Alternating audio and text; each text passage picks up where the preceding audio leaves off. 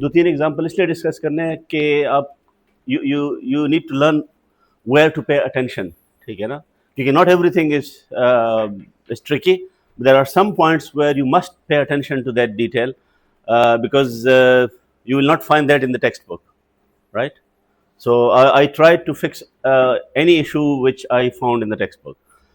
So, and it is actually relevant to you. I mean, if somebody else is reading that book, they will not have any problem if they are, I would say, doing physics on a daily basis. But because you are new to this new paradigm, yeah. So I needed to clarify a few things. So, is this readable, or should I zoom it further? Huh? It's okay. Okay. So, starting from example 4.1, the thing I wanted to actually clarify is here. So, you have 6.0. Because you remember, I had a separate post on GCR about the significant figures, right? So, when you multiply, divide, taking powers, there the rule is very simple that the answer will have the smallest number of significant figures available in the data. But when you are adding and subtracting, right, you cannot allow an imprecise number to destroy the accuracy of a precise number. So that's why the rule for addition and subtraction are different. Yeah, and there you don't look for the number of significant figures, but for the number of decimal points in the least precise number. Yeah, the answer, the accuracy is still dictated by the least precise number, but what you mean by precision is not the number of significant figures, but the number of decimal points. And this, so you must be wondering why there are two different rules. Yeah, one for addition, subtraction, and one for multiplication. So addition, subtraction, they are dictated by what we call the absolute error. Yeah. So the absolute error is, let's say you have, let's say I have 100 rupees in my account and Fakhar has 1 million rupees. इस तरह YouTube channel को चल रहा है तो मुझे लग, I don't have any doubts, right? So now let's say that somebody actually steals 5 rupees from my account. That is the absolute error, right? And somebody steals 5 rupees from that account. So 5 rupees is not informative, right? Of course, and in some cases, yes. If I'm adding or subtracting, so I have to take the absolute error.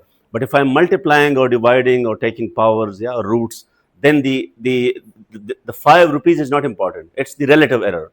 So I have to divide that 5 by 100 in my case, and that same 5 by, let's say, 1 million in that case. So that's what you call relative error or percentage error. समझ आ गई?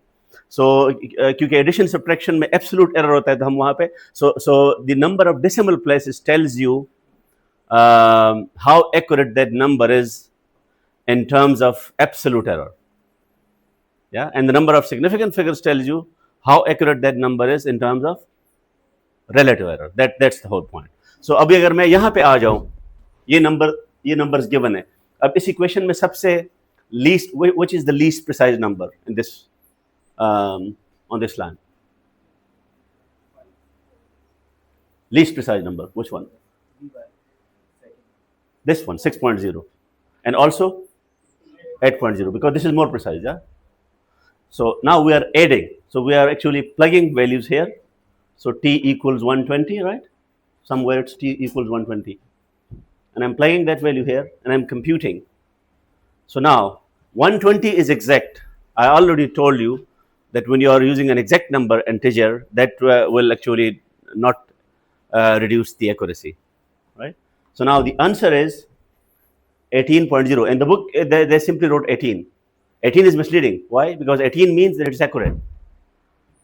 Yeah, 18 means that you can add as many decimal points as you like if the question demands it.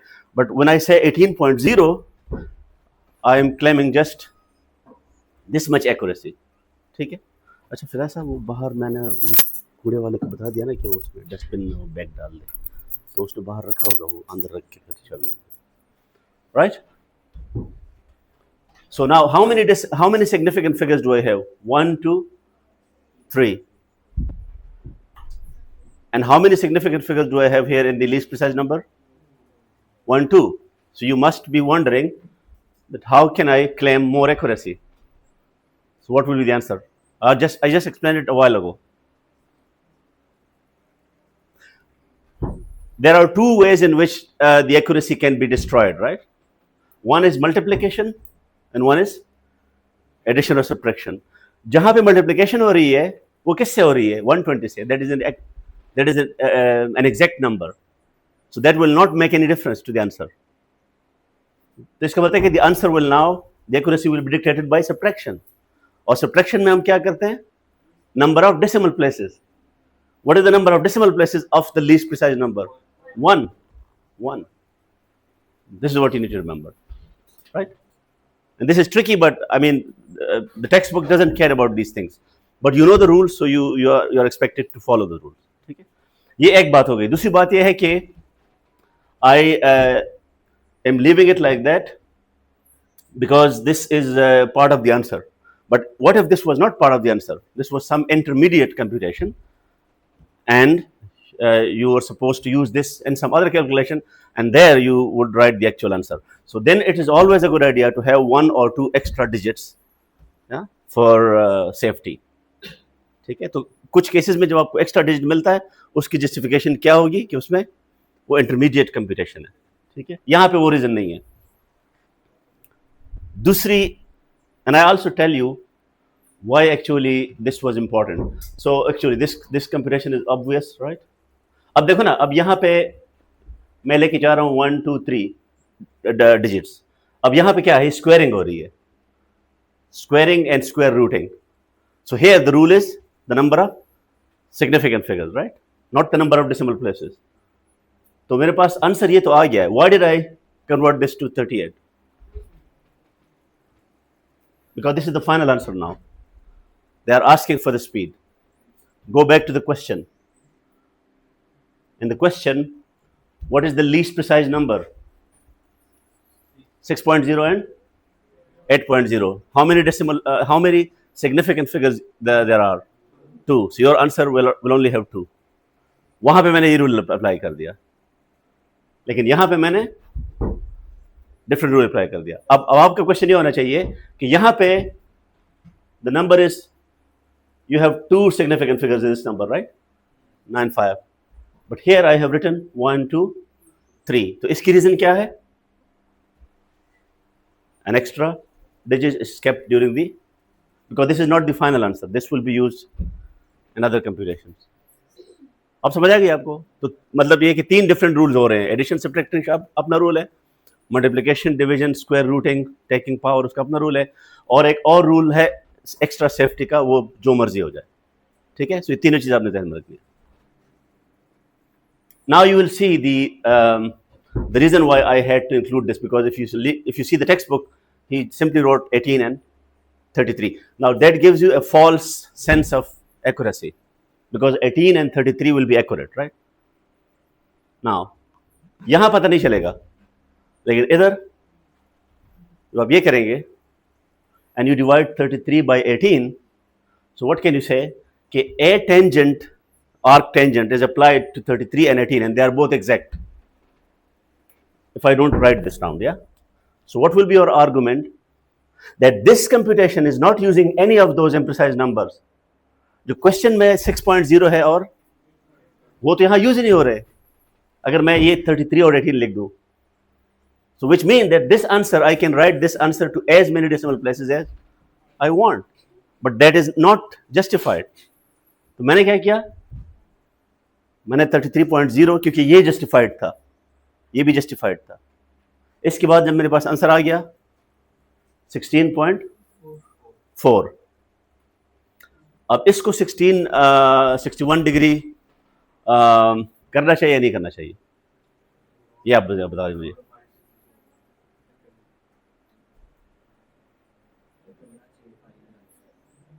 I'm telling you 2 different rules, yeah? If you make that mistake, then you can write as many decimal points as you like. But in our case, we know this is the answer, right? So we go with this. सो अब आप ये argument है कि यहाँ पे 1 2 3 है, तो 1 2 3, तो यहाँ पे मुझे 61 की क्या जरूरत है फिर? क्योंकि ये दोनों नंबर्स कहां से आए हैं? ये ओरिजिनल डाटा से आए हैं ना, ठीक है। तो ये तब तक एक्सेप्टेबल था जब, क्योंकि इसमें एडिशन और सब्ट्रैक्शन हो रही थी, अब एडिशन सब्ट्रैक्शन नहीं हो रही, ठीक है। तो you have to go back to the original question. समझ आ गई? If this was all the data you had, अगर आप पिछला डेटा निकाल दें, if this was all the data you had, फिर this was an acceptable answer. But because we know these numbers came from the original data, तो ये चीजें आप जो है ना, you need to pay attention to that. One more thing, this question asks for the direction, right? So the direction is actually a unit vector, and a unit vector you can just write it in that way. This is a complete description of a unit vector. क्यों? क्योंकि आपको angle बताया जा रहा है, और क्योंकि angle alone is not enough, right? You have to tell which angle, yeah? Above x-axis, below x-axis, yeah? South of north, north of east. तो ये आपको बताना पड़ेगा, चाहे आप उसको इस फॉर्म में लेके, चाहे आप उसको इस फॉर्म में लेके। This is a complete unit vector, जिसका मैग्नीट्यूड क्या होगा? 1. Yeah, because I'm only mentioning the direction, तो magnitude यहाँ पे 1 होगा, ठीक है। So keep this in mind, because this will be used in the next question. Now I'm skipping to another question, and okay, now this one. So the question says, a small spacecraft is drifting north, right? Now I'm writing that north here, due north. Yeah, due north means moving in the direction of north. This is the magnitude of the velocity, and this is the direction. So this is a valid way of writing it down. Magnitude, unit vector. समझ आ गई बात? ये चीज जो book में वो लिखता है, वो बुक में ऐसे लिखता है, and that is something which you're not supposed to write. वो उसको ऐसे लिखता है, 680 meters per second, comma,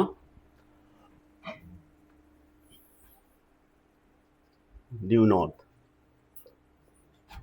Now this notation is only allowed when you are using coordinates. So rectangular coordinates, right? And polar coordinates, like r, theta. So for us, this is a unit vector, and unit vector multiplies, yeah? You don't put a comma. आप ये नहीं कह सकते कि 5, for example, I है, I is in the direction of x-axis. So you will never write 5, I, right? This is wrong. Yeah? तो ये I don't agree with this thing. Yeah, you have to write it properly. Unit vector जहाँ पे भी आएगा वो क्या होगा? वो multiplication होगी. Comma आप वहाँ पे यूज करेंगे जहाँ पे coordinates होंगे.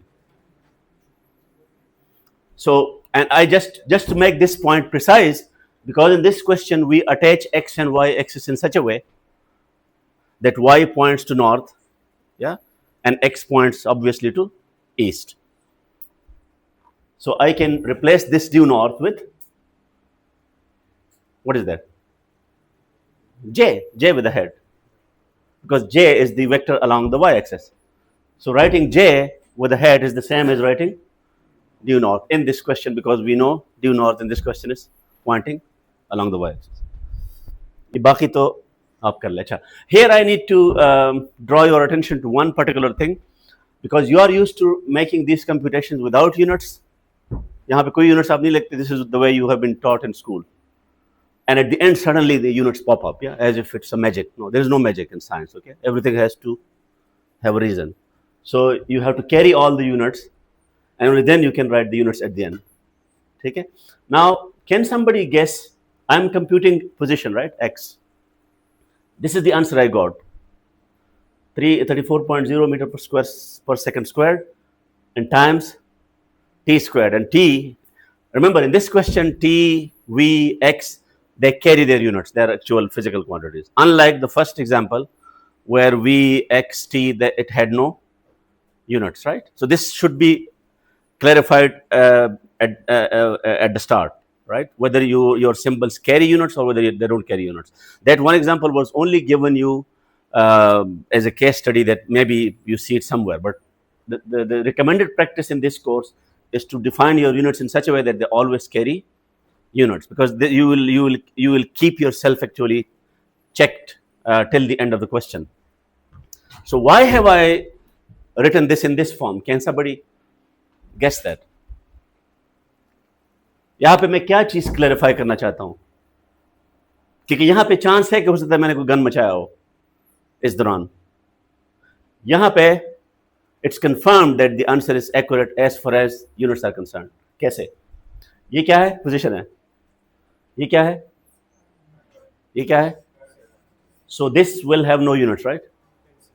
So now I know my answer is in meters. No problem. वो यहाँ पे कंफ्यूज हो सकता था. यहाँ पे आपको सोचना पड़ता है कि वो t squared है, उधर भी t squared है.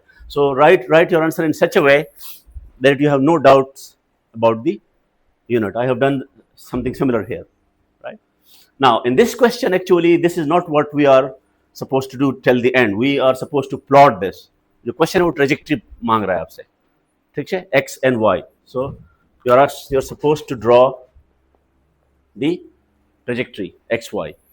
अच्छा, अब मैंने आपको क्या बताया था कि जब भी आप ग्राफ ड्रॉ करेंगे तो ग्राफ में कभी भी यूनिट्स नहीं होंगे, which means कि if you have x here, so you will remove the units from here and you will remove the units from here, and only then you can have an acceptable formal graph. ये मैं formal graph की बात कर रहा हूँ formal word में.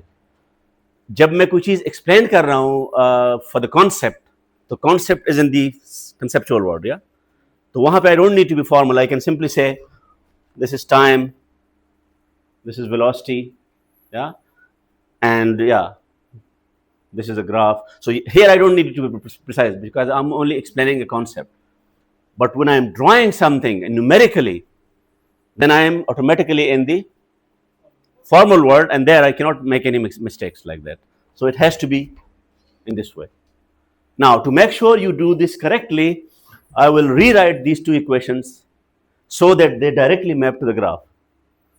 तो ये जो 1 मीटर यहां पे लगा हुआ है, मैं ये भी इधर ले आ रहा हूं. So divide both sides of the equation by meter. So what do I have? X by meter. And do the same in this equation. Y by metre. Right side पे अब देखो ना, अब दोनों इक्वेशन में यूनिट्स मैंने खत्म कर दिए. ना x में यूनिट रहा, ना y में, ना t में. I can now plot this and I will have an acceptable plot. ये बात समझ आ रही है? सॉरी, ग्राफ में यूनिट्स अलाउड नहीं होते ना. No graph in math can have units. It's a standard rule, right?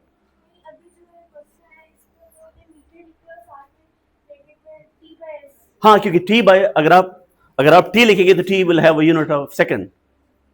So then you will have metre times second squared. Question इसका ये है कि यहाँ पे मीटर लिखा हुआ है, तो ये डिवाइडेड बाय s की क्या जरूरत है?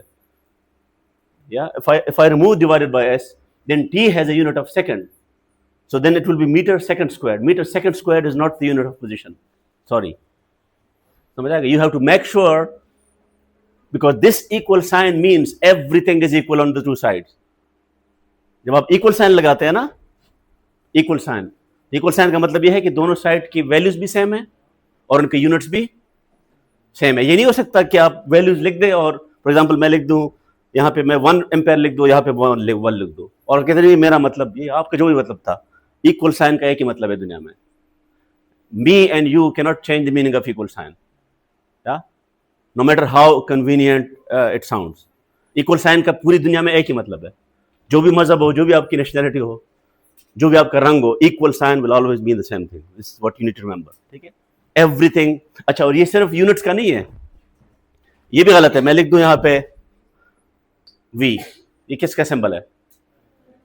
तो ना वेलोसिटी का, इस कोर्स में वेलोसिटी का होता है. और मैं यहाँ पे लिख दूं 2 meters per second. It is wrong. I cannot have a scalar on one side and a vector on this side, because equal sign only has one meaning. Yeah, it doesn't. मैं ये नहीं कह सकता हूँ नहीं, मैं तो ये वैसे पढ़ा था, मैंने जैसे भी पढ़ा था, equal sign का एक ही मतलब है. I need to remember that thing. Yeah, so you have to follow. जिस तरह क्रिकेट में होता है ना, क्रिकेट में जो गेंद आपको आती है आपने उसी गेंद को देखनी है. ये नहीं है कि वो पहले वीडियोस में आपने क्या देखा था. Yeah, so what you see is what you mean. That's the thing you need to remember. ठीक है? तो ये मैंने क्या किया, जस्ट टू रिएटरेट, ये मैंने यूनिट्स इसलिए हटाए हैं कि ग्राफ में कभी भी यूनिट्स, और मैं बात कर रहा हूँ फॉर्मल ग्राफ्स की, इनफॉर्मल ग्राफ की बात नहीं हो रही है. इनफॉर्मल तो आप बहुत सारी चीज़ें इनफॉर्मल कंसेप्चुअल वर्ड में कर सकते हैं, लेकिन जब आप मैथमेटिकल वर्ड में आते हैं वहाँ पे ग्राफ, अच्छा, और ये मैं बार बार क्यों कह रहा हूँ कि ग्राफ का यूनिट नहीं हो सकता, क्योंकि ग्राफ में आपने इसके बाद ये भी कहना है कि अगर लेट्स से ये टाइम है, राइट, और ये क्या है,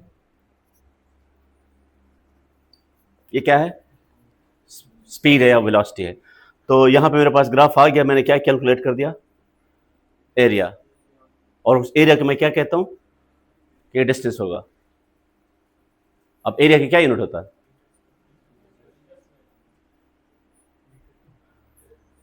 अब अगर ये लेट्स से ये भी नहीं है और ये भी नहीं है, तो अब क्या लिखेंगे कि वो एरिया का यूनिट मीटर है। एरिया का यूनिट मीटर कब से हो गया, मुझे बताएं, since when is the area measured in metres. और ये यहाँ पे करंट होगा तो फिर उसी एरिया का यूनिट चार्ज हो जाएगा, तो कितनी यूनिट्स आप एरिया की डिफाइन करेंगे। It's a piece of nonsense, right. There is only one way to solve this question, no units. जब यूनिट्स नहीं होंगे तो ये डिबेट ही खत्म हो जाएगी। और ये मैं किस एरिया की बात कर रहा हूँ, जो मैथमेटिकल वर्ल्ड में है। जो प्लाटो का एरिया है वो मैथ का एरिया नहीं है। तो वहां पे आप यूज करते हैं ना कनाल और marla, that is not math anyway, ठीक है ना। I don't care about what you do in the real world, या in math area will have no units, length will have no units, समझ आई। आप क्विकली लिखते हैं, मुझे बताओ सर्कल का what is the area of a circle, pi r squared. क्या यूनिट है इसका, नो यूनिट्स, क्योंकि circle is a mathematical object. मैं ग्राउंड की बात नहीं कर रहा, ग्राउंड रियल है, circle is a mathematical object. Circle का जो रेडियस है उसका कोई यूनिट नहीं हो सकता, सॉरी, ठीक है। ये जहन में आप बिठा दें कि कोई यूनिट मैथ में किसी भी चीज का कोई भी यूनिट नहीं होता। इट्स अ सिंपल यूनिट सिर्फ फिजिकल वर्ल्ड में होते हैं, and that is why we are removing units from every quantity. ये बात समझ आ गई। तो अब ये क्लियर हो गया कि ये प्लॉट जब हम करेंगे तो हमारे पास क्लीन, अच्छा, और इसका फायदा क्या है कि जो अंडरस्टैंडिंग आप इस ग्राफ से डेवलप करेंगे, that understanding automatically is applicable to another problem in another discipline. वहां पे क्या होगा, यूनिट्स डिफरेंट होंगे, आपने वहां से भी यूनिट हटाए होंगे, इधर से भी हटाए होंगे, so the understanding doesn't change, क्योंकि मैथ ऑलवेज रिमेन्स मैथ। अगर आप ये फिक्स करेंगे मीटर्स और सेकंड के साथ, so then you will have to redo this everything from scratch, ठीक है ना। so math is only useful when it is done in a way that this disconnected from the real world, because you don't want to solve every problem from zero. You would like to solve a problem in one domain and then you publish it so that everybody in any other domain just picks it and applies it. तो math is powerful only. देखो ना, ये जो transaction हो रही है, आप जैसे कैश पे या इजी पैसा पे पैसे बेचते हैं ना, तो कोई उसको डॉलर में बेचता है, कोई उसको रुपीज में बेचता है, लेकिन जो एक्चुअल डेटा ट्रांसफर हो रहा है वो किस में होता है, उसकी कोई यूनिट्स नहीं होती, वो just ones and zeros, one और जीरो का कोई यूनिट नहीं होता, ठीक है ना। क्योंकि वही डेटा हो सकता है आप स्टूडेंट्स के जो है ना, मैं मार्क्स अपलोड कर रहा हूँ, ठीक है ना, किसी का डेटा मैं अपलोड कर रहा हूँ, उसका एज जो है ना 20 ईयर्स है। Now the computer should not be bothered about these units, it should only be bothered about pure numbers. और ये जो यूनिट की चकचक है वो आप अपने हाथ तक रखिएगा, ठीक है ना, कंप्यूटर को इससे दूर रखिएगा, समझ आ गई। ये इसकी ना वो एग्जांपल वो चांद वाली है ना, कि वो मैंने चांद वाली एग्जांपल दी थी। वो एक आशिक था ना, तो उसने चांद से पूछा कि मेरा महबूब जो है ना वो कितना हसीन है। उसने कहा ये जो बगैरतिया है ना, ये ज़मीन तक रखा करो, मुझे दूर रखो इन चीज़ों से, ठीक है। तो कंप्यूटर को प्लीज दूर रखो अपनी खिचखिच से, ठीक है।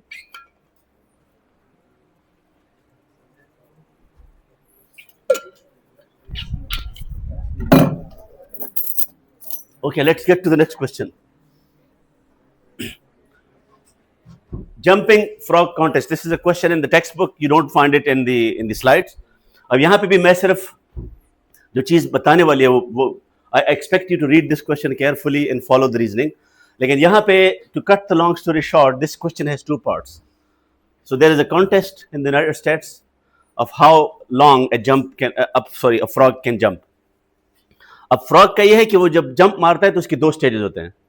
पहले वो स्ट्रेच करता है ताकि वो खुद को इनिशियल वेलोसिटी दे सके और उसके बाद वो जंप करता है. So these are actually two different states. Why? Because the first stage is actually in a straight line. The frog would like to stretch along a straight line at some angle so that he can jump, right? So ये one dimensional motion है, right? And typically it will be you can assume constant acceleration क्योंकि जब वो stretch करता है तो you can model this situation as a constant acceleration motion in one dimension. So you would like to have one coordinate system for this part of the problem, right? इसको कहते हैं extension phase, yeah, or the stage of motion in which it is extending. ये even आप जो athletes है वो भी जब वो दौड़ना शुरू करते हैं तो उससे पहले वो पोजीशन बनाते हैं ना, उसके बाद वो दौड़ते हैं. और सेकंड जो फेज है उसमें क्या जो फ्रॉग क्या करता है, वो लीप करता है. तो लीप में you can model this frog as a projectile motion, and for that you will need X and Y, two dimensional motion, right? और वो एक्सेलरेशन और ये वो उसमें कोई एक्सेलरेशन नहीं है, स्ट्रेचिंग में कोई acceleration, no acceleration is stopping you from stretching. समझ आ गई? तो अब ये देखिए कि if you read that carefully, so basically what you are doing is that you have understood the question and you have analyzed it. Analysis means breaking it down into two problems. So this is one problem and this is the other problem. In this problem you are using this as your x-axis क्योंकि आपको पता है वो frog उस direction में stretch कर रहा है. So there is no point in using this as your x-axis क्योंकि you will have that theta unnecessarily. You don't need that. जब आपको पता है कि वो उस direction में stretch कर रहा है, so you can call that as your x-axis and make your life easy. ठीक है? और acceleration भी उसी direction में है, and you can call this as your 0 point and you can call this as your point 1. Label 0 for the start, label 1 for the maximum extension जिसके बाद वो जा सकता है. ठीक है? अब इस दौरान ये नोन है और ये अननोन, ये फाइंड है. ठीक है? Position, velocity, times, all those things.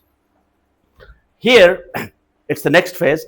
तो ये यहां से स्टार्ट होगा, तो जब यहां तक ये पहुंचेगा, ठीक है, तो अब देखो आप एक काम नोट करें, मैं यहां पे मैं x0 किसको कह रहा हूं, 0 मीटर को. यहां पे मैं फिर x0 0 मीटर कह रहा हूं, हालांकि x1 यहां पे क्या है 0.15 मीटर. तो यहां पे 0.15 मीटर में क्यों नहीं लिख रहा, क्योंकि ये दो डिफरेंट प्रॉब्लम्स है. इसका अपना एक्सेस है और उसका अपना एक्सेस है. ये एक्स तो वो एक्सेस है ही नहीं तरह से. So the reason I have these two problems and two different coordinate systems is that now I am free to use the labels in whichever way I want. So for me x0 will have one meaning here and that x0 will have another meaning here, and here the x0 is from where it starts. So यहाँ पे भी वो 0 है क्योंकि अब यहाँ से start कर रहा है, तो इसका नया 0 हो गया. तो बात समझ आ गई? Same goes for v0. अब यहाँ पे ट्रिक ये है कि इस पॉइंट पे जो इसकी वेलोसिटी है, you would like that velocity to be the initial velocity in that part, right? यहाँ फाइनल वेलोसिटी है, वहां पे वो इनिशियल वेलोसिटी है. अब चूंकि मैं इसको मैं v1 कह रहा हूं और उसको मैं v0 कह रहा हूं. So to connect these two values I am introducing a dummy variable v extension. Yes. हाँ, नहीं तो मैक्सिमम पॉइंट पे चला जाएगा, उसके बाद वो जंप शुरू करेगा. हाँ, स्ट्रेच तो इसलिए कर रहा है कि जंप कर सके ना, ये जंप नहीं है, ये अभी वो खुद को स्ट्रेच कर रहा है ताकि वो, हाँ नहीं तो आप फ्रॉग नहीं है ना, वो फ्रॉग है. ठीक है ना, आप ऐसे जंप करते हैं ना. You are using a different mechanism, you are pushing the earth and then the earth is pushing you. The frog is not using that mechanism. ठीक है, frog is actually using another mechanism. It first stretches it, और ये कोई biology की class नहीं है कि मैं ये एक्सप्लेन कर दूं. ठीक है ना, तो ये आप पढ़ के खुद ही आप यू कैन सर्च इट. ठीक है, तो जो the thing which is important for this lecture is that the final velocity there in this stage is the initial velocity in that stage. Because I am using the same this number will be the same as that number. तो ये v extension is a dummy variable so that the numerical value is the same. वो numerical value यहाँ पे v1 की है और वही numerical value वहाँ पे वो v जीरो की है, ताकि मैं जब कैलकुलेशन करूं तो मैं वो, अगर आप ये नहीं कर सकते फिर आप ये कर सकते हैं ना कि यहाँ पे एक एरो ड्रॉ कर दे, ऐसे ना, बुक में उसने एक एरो ड्रॉ की हुई है कि ये वैल्यू वहां पे यूज हो रही है, ठीक है। लेकिन जो मैं आपको समझाना चाहता हूं वो ये है कि choose these labels and these coordinate systems according to your convenience. You are not forced to use the same. ये नहीं है कि बस ये 0 है और ये 1 है और ये 2 है, ठीक है, क्योंकि अगर आप 0 1 2 करते हैं फिर आपको क्या करना पड़ेगा, let's say I want to have them in the same coordinate system, फिर मुझे इसके लिए भी x और y वही करना पड़ेगा, और फिर यहाँ पे मुझे वो थीटा और वो जो एक्स वाई कोऑर्डिनेट्स वो उसके लिए भी करने पड़ेंगे। That will be a bit lengthier, ठीक है, तो बात समझ आ गई। दूसरा मैंने बुक से इसको ऐसे डिफरेंट किया हुआ है कि जो टेक्स्ट बुक है वो इसको 0 से रिप्रेजेंट कर रहा है, लेवल 0, और इसको 1 से कर रहा है। I somehow want to use this stage, और इस स्टेज के पीछे स्टोरी ये है कि यहाँ पे इनिशियल वेलोसिटी इसकी नॉन जीरो है, यहाँ पे इसकी जो फाइनल वेलोसिटी है उसका एक कंपोनेंट 0 है। बताओ कौन सा? नहीं, हॉरिजॉन्टल तो चेंज नहीं हो रहा ना, vertical. Horizontal throughout same रहता है क्योंकि there is no gravity horizontally. Vertically वो वेलोसिटी 0 है। I want to use that fact for my computations, so it will make more sense to label that point as my 1, yeah, and I will label this as my 2, ठीक है। तो अब देखो ना, इसमें अब अगर आप वर्टिकल फोकस कर ले तो वर्टिकली यहाँ पे वेलोसिटी क्या है, v नॉट y, राइट, और यहाँ पे क्या है 0।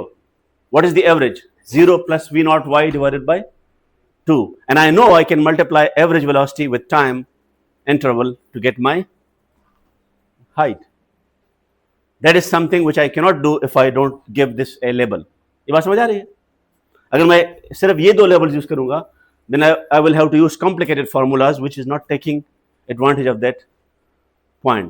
अच्छा, इसका एक दूसरा एडवांटेज है। एक तो मैंने ये कर दिया ना कि when you are going from here to here you are thinking in terms of average velocity, initial velocity only the vertical component, final velocity add the 2, divide by 2, multiply by delta t, ठीक है। अब आप उधर से इधर आ जाएं, तो जब आप उधर से इधर आते हैं तो क्या कन्वीनियंस है? इसमें कन्वीनियंस वेलोसिटी से आ रही थी and it allowed you to compute the height, right. वहां पे क्या कन्वीनियंस है जब आप वहां से यहां आते हैं? बताएं।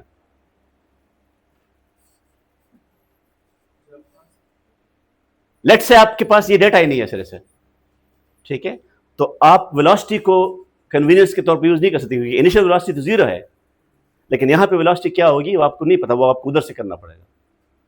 सो velocity is not a convenient variable when you go from here to, but there is another convenient variable, yes, height. क्योंकि so don't say height because this is the y coordinate, so position vertical. So what is the vertical position there? The height. What is the vertical position here? 0. जब इधर आ जाते हैं, so the height is 0 here.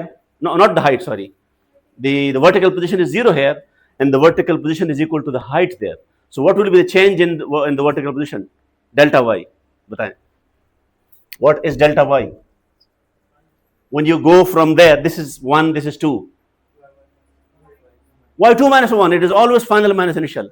रट्टा नहीं मारे कि वो ऊपर है तो वो प्लस पहले हो गए बाद में. Don't apply any memory. ठीक है ना? I go from here to here, so final minus initial. So it will be 0 minus height. 0 is the final position. Height is always positive. Yeah? Height cannot be negative. Height is a magnitude. Yeah? There is no negative height. तो 0 minus h. ठीक है, अब आप बताएं इसका क्या formula है? वो जो डिस्टेंस का फार्मूला क्या होता है? इनिशियल वेलोसिटी, राइट, vi, और vi यहां पे क्या है? v1. So v1y times delta T plus half. अब मैं इसका फायदा बता रहा हूं, ठीक है, और ये v1y आपको पता है 0 है, मैं इसलिए यहां स्टार्ट किया है। We know v1y is 0. You are using a formula which does not need the final velocity because you don't have it. So I am assuming that you don't have any data from that part of the motion. So are you with me? We I t plus half a t square. What is a here?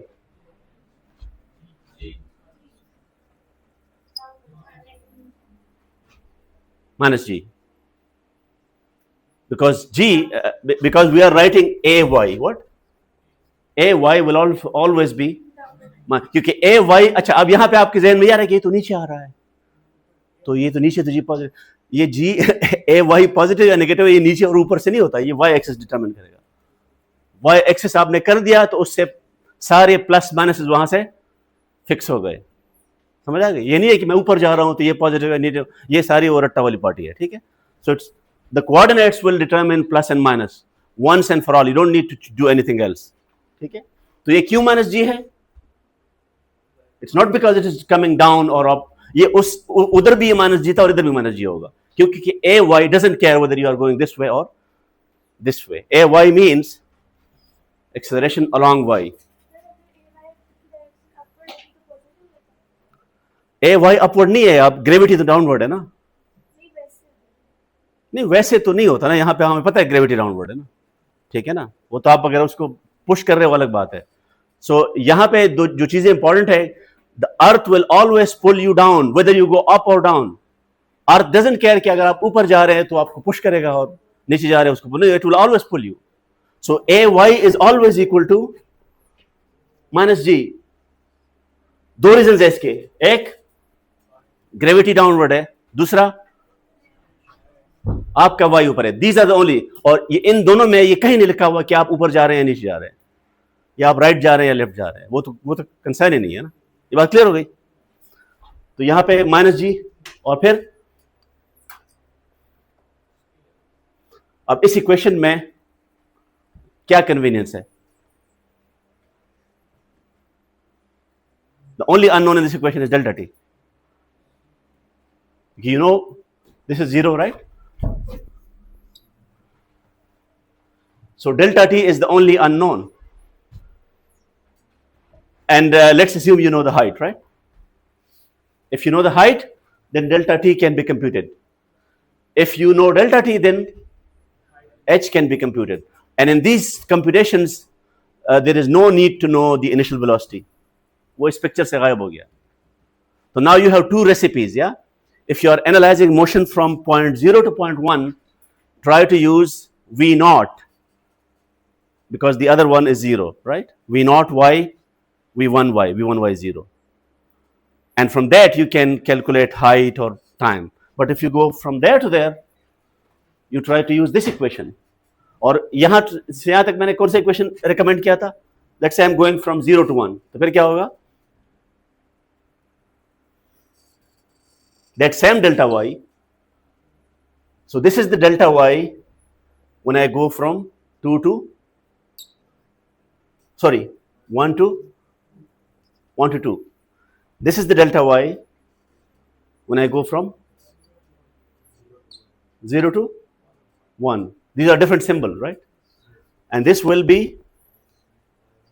h minus 0. ये नहीं है कि उधर minus 0 minus h कर लिया, इधर h minus 0 कैसे हो गया? It has a different meaning now. क्योंकि यहां पे ये फाइनल है और ये इनिशियल है. अब आगे क्या होगा इसका? यहां पे कौन सा फॉर्मूला रीजनेबल है? Average velocity multiplied by time. What is average velocity? v0y plus v1y divided by 2. You can do that because it's constant acceleration. Remember, you can only do this when the acceleration is constant. Don't try this formula for non-uniform acceleration. इसमें कौन सा zero है? v1y 0. v0y is something given to you. v naught sin theta, right? v0y is v naught sin theta. v1y is 0. इधर क्या आएगा? So which formula you are going to use will require some thinking. I am tempted to use this formula because here I know v0y. I want to use that information. ठीक है. Height मैंने compute करनी है, height मुझे पता चल गई, ठीक है ना, तो मैं वहां पे दूसरा वाला फॉर्मूला यूज कर रहा हूं. ठीक है. और अगर इस दौरान आप टाइम को यूज नहीं करना चाहते, let's say you want to play between height and velocity only, फिर आपका थर्ड इक्वेशन है वी एफ स्क्वायर्ड माइनस, तो ये फार्मूला कब होगा?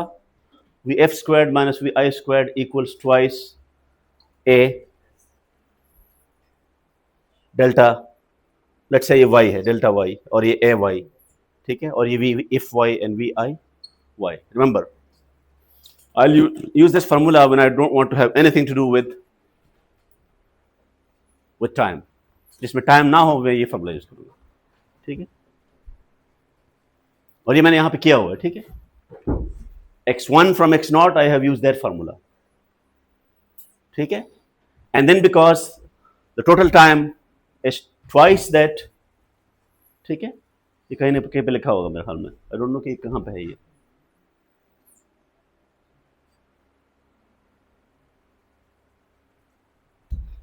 अब मुझे एग्जैक्ट याद नहीं है कि हाँ मैंने क्या कंप्यूट करने की कोशिश की थी.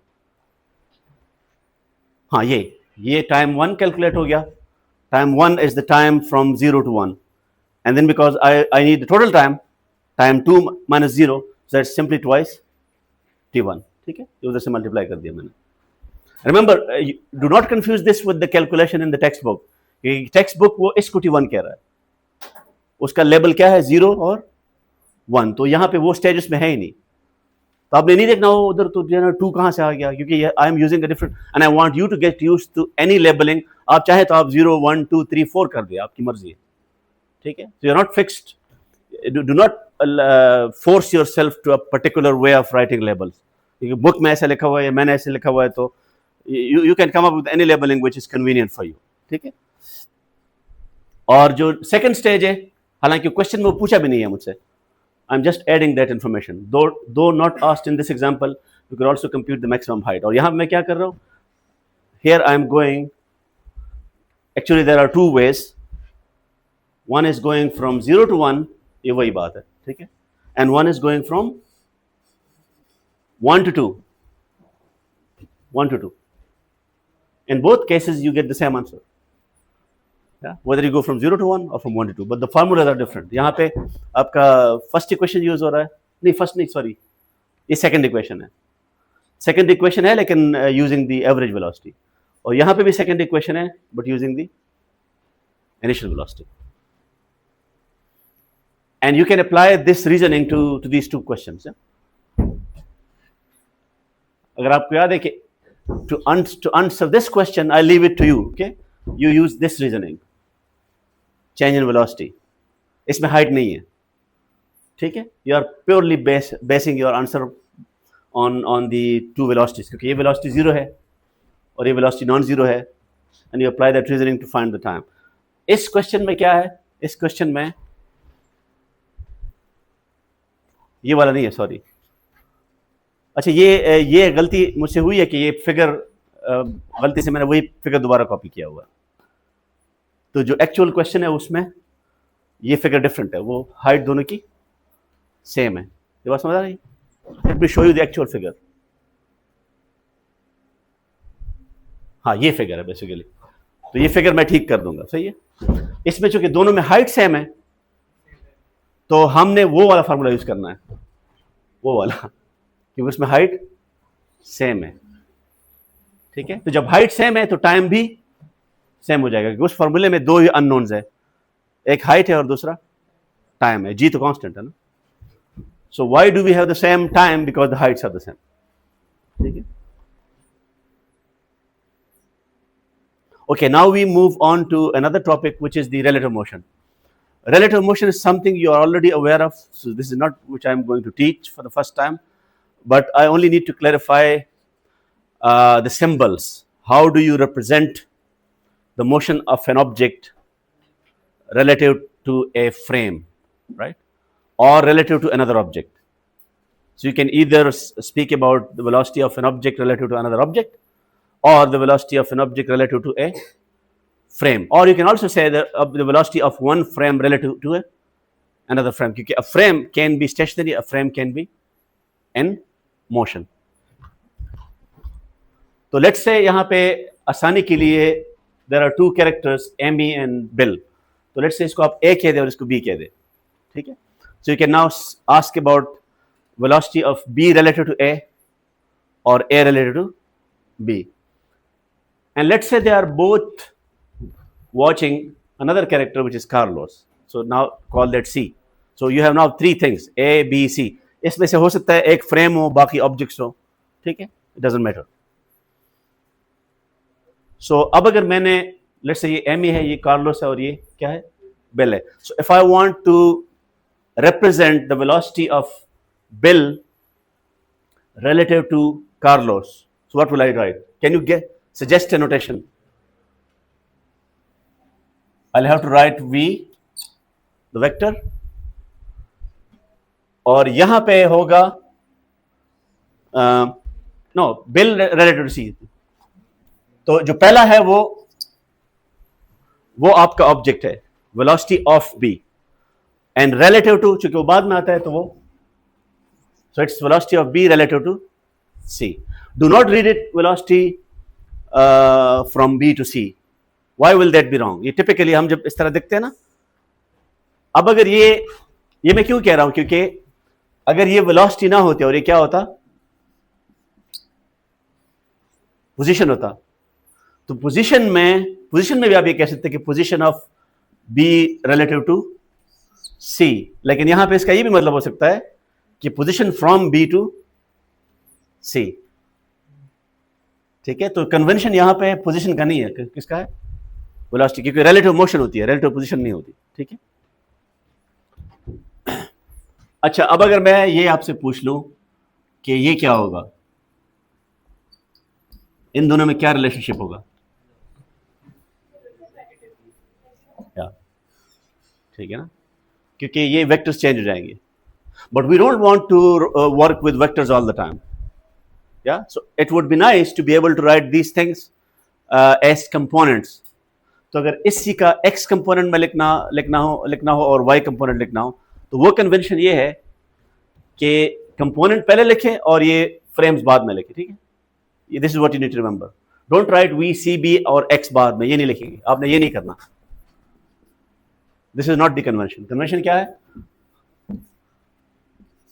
पहले आप लिखें component of velocity along the x axis और फिर आप ये करेंगे. यहां पे एक्स हो या वाई हो वो डजंट मैटर. ठीक है. So now the advantage of this convention is that if you are computing, let's say, the velocity of C relative to B, and you know the velocity of C relative to A and A relative to B, so you can just add these two. और इसमें what is the tip to remember this? इसमें जो intermediate है वो cancel हो जाता है. C relative to A relative to B. तो ये जो intermediate, ये जो internal frame है वो cancel हो जाता है. C relative to B. This is something you can easily remember. ठीक है.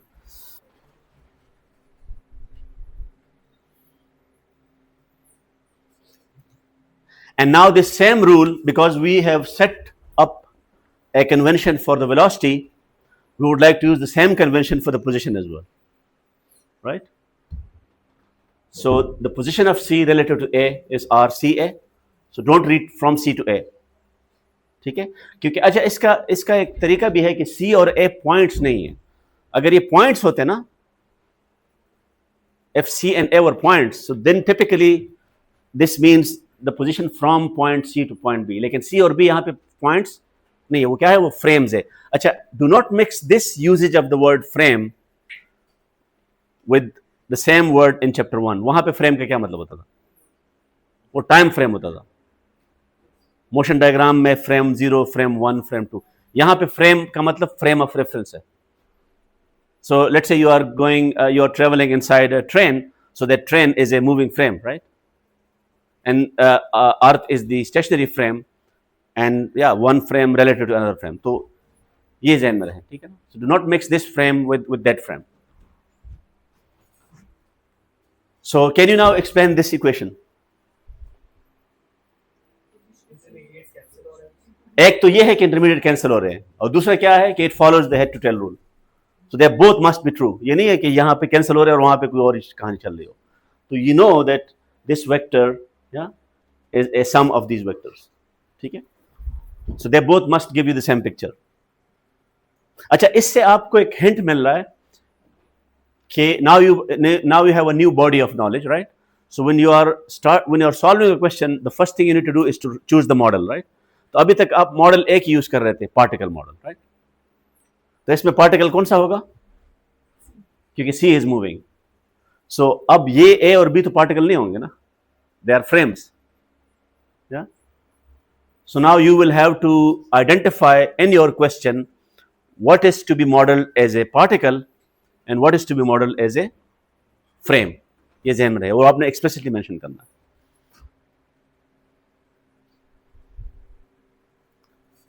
ये वैसे आप क्विकली बता सकते हैं, देख के बताएं. Forget about the answers. I want you to figure out the answer yourself.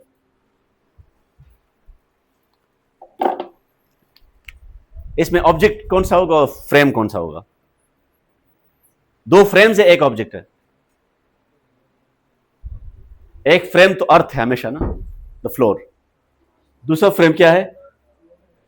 The conveyor belt. और ऑब्जेक्ट कौन सा है? माउस. ठीक है. So if you call this M, mouse, floor F and belt B. या so M B F, right? तो वो आपसे क्या पूछ रहा है? A factory conveyor belt rolls at 3 meter per second. तो अगर आपको मेरी सिंबलिज्म समझ आ रही है, ये किसकी वैल्यू है? क्विकली बताएं.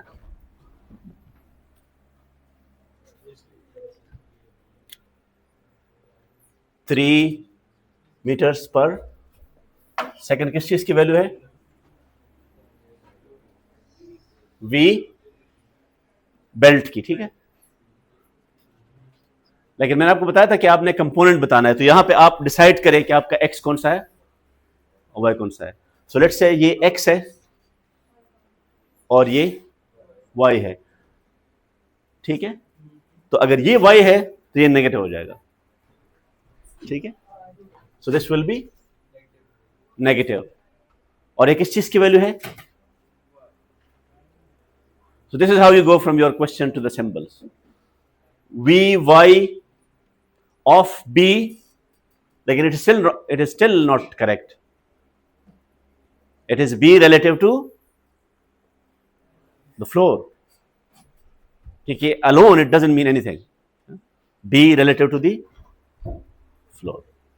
Does this make sense? Read the other part. A mouse sees a piece of cheese directly across the belt, उसको ये नजर आता है, and heads straight for the cheese at 4. head straight का मतलब है कि वो s डायरेक्शन में आ रहा है. तो अब ये वैल्यू बताएं. इक्वल्स,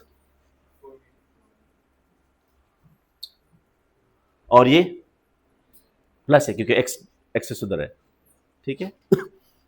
अब ये बताएं. वी एक्स ऑफ माउस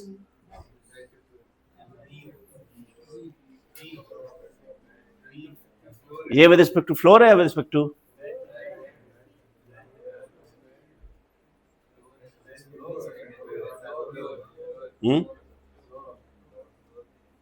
सोच ले.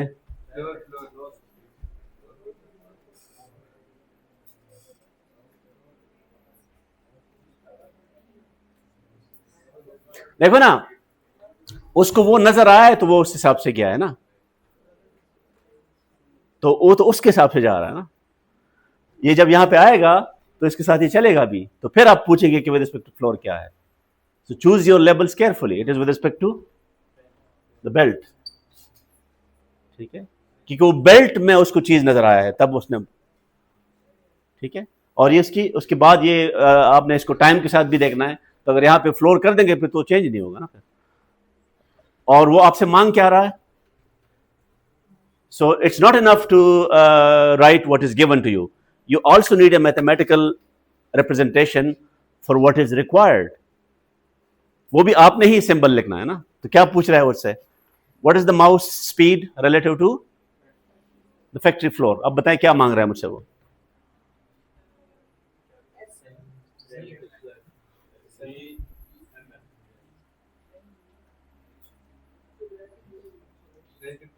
M.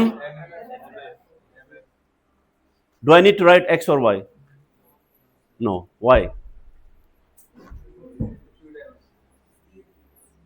Speed is the magnitude, right? Magnitude can not be negative. आप एक्स वाई लिखेंगे तो वो, and component, speed is not a component, speed is the magnitude. ठीक है, लेकिन ये आप ऐसे नहीं करेंगे. पहले आप ये सॉल्व करेंगे, तो यहां से आप क्या कंप्यूट करेंगे? वेक्टर आप लिखेंगे. अच्छा, इससे आप लिखेंगे वेक्टर एम एफ इक्वल्स, अब आप रिलेटिव अप्लाई कर दें, m b plus b f, और यहां पे अब ये इंफॉर्मेशन डाल लें. तो अब बताएं ये क्या होगा? -3, सॉरी ये वाली है. सो 4 मीटर पर सेकेंड. नहीं, ये तो एक्स कंपोनेंट है और ये वेक्टर है, तो यहां पे,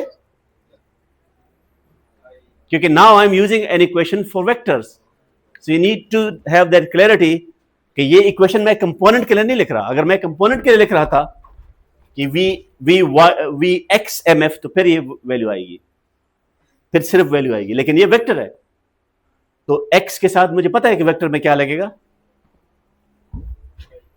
आई लगेगा, और ये आपके यहां की खोपड़ी से आना चाहिए आंसर. ठीक है, आगे बी एफ क्या है ये बताएं.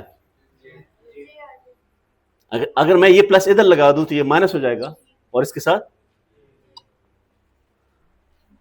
अब आपके जहन में क्यों नहीं आ रहा कि जे, अगर ये नीचे है तो मैंने प्लस जे क्यों लिखा, माइनस जे क्यों नहीं लिखा? वो काम माइनस, ये माइनस कर रहा है ना, वो दो दफा आप माइनस नहीं लिखेंगे. तो ये फायदा होता है कोऑर्डिनेट एक्सिस फिक्स करने का. Once you fix the coordinate, then let the math do the job for you. ये नहीं है कि आप हर दफा जो है ना वो अपने प्लस और माइनस लगाएंगे. ठीक है, आपसे आपका जो फाइनल आंसर गलत आता है उसकी वजह यह है कि आपकी चार चीजें, आप मैथ भी कर रहे होते हैं, यहां पे कॉमन सेंस भी लगा रहे होते हैं. मैथ और कॉमन सेंस दोनों साथ साथ नहीं चलते. या आप मैथ करेंगे या कॉमन सेंस करेंगे, एंड दोनों में से एक ही चलेगा, दोनों नहीं चलेंगे. ठीक है, अब क्या है यहां से, आपको तो ये चाहिए ना, तो इसका मैग्नीट्यूड ले ले. You know how to take the magnitude. Under root, फिर आपने कह दिया अंडर रूट नहीं होता. ठीक है, there is no such thing as under root. Square root. ठीक है, so you take the square root of this the sum of the squares of these values. ठीक है, we अगर मैं इसको लेबल कह दूं कि क्या होगा, ये आपका v x होगा और ये आपका v y हो गया. ठीक है, so v x squared plus v y squared all square rooted.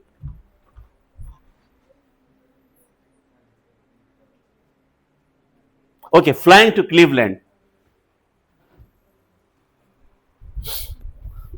ये पहले क्वेश्चन आप आराम से पढ़ लेंगे. ठीक है, इसमें जो चीज नोट करने वाली है वो क्या है, और फिर मैं आपको बताऊंगा कि मैंने इसको सॉल्व कैसे किया हुआ है.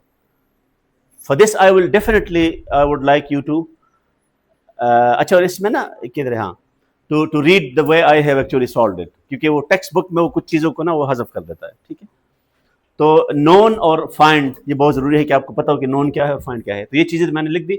अब इसमें वहां पे लिखा होगा ड्यू ईस्ट, मैंने ड्यू ईस्ट लिख दिया, और ड्यू ईस्ट की जगह मैं क्या लिख सकता हूं, आई, क्योंकि कोऑर्डिनेट सिस्टम हमने फिक्स किया हुआ है. कोऑर्डिनेट सिस्टम क्या है, so you have, let's read it here first. या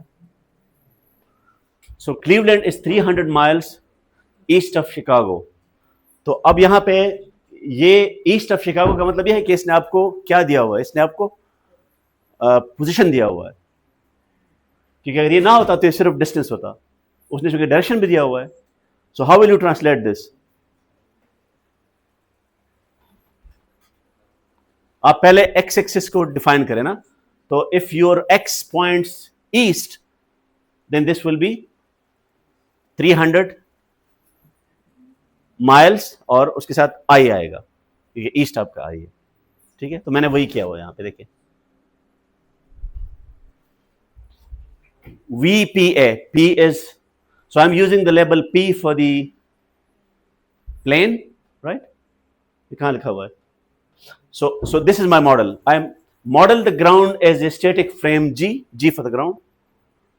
Model the air as a frame A for the air, moving relative to G, right? So I'm modeling the air and the ground not as particles but as frames. One is stationary and the other is moving. And I'm modeling the plane as a particle P moving relative to A. So with this understanding, I'm now attaching label 0 to the point of departure, कि जहाँ से वो departure हो रहा है उसमें 0 कह रहा हूँ, and 1 to the actual point of landing. तो अगर ये उधर पहुंच जाता है क्लीवलैंड तो वो 1 हो जाएगा, लेकिन ये पहुंचेगा नहीं क्योंकि उसमें क्या लिखा हुआ है, the pilot forgot to check that the weather and doesn't know that the wind is blowing to the south. तो ये एक्चुअली क्लीवलैंड नहीं पहुंचेगा, किसी और जगह पहुंचेगा. जहां भी पहुंचा है मैं उसको 1 कह रहा हूं, ये ज़हन में रहे, ठीक है? क्योंकि अगर मैं क्लीवलैंड को 1 कहूं तो फिर उसको मुझे 2 करना पड़ेगा, और यहाँ पे I don't want to complicate the question, right? तो मैं 0 किसको कह रहा हूं? शिकागो को, और 1 जहां पे भी वो लैंड कर रहा है. तो अब आप देखें, establish a coordinate system with the origin at the point of departure. तो जो शिकागो है उसको मैं 0 कह रहा हूं, origin. The x axis pointing east towards Cleveland and the y axis north, ठीक है, और ये साउथ की तरफ जा रहा है. तो आप देखें VPA ये क्या है? Velocity of the plane relative to the air, और उसकी क्या है?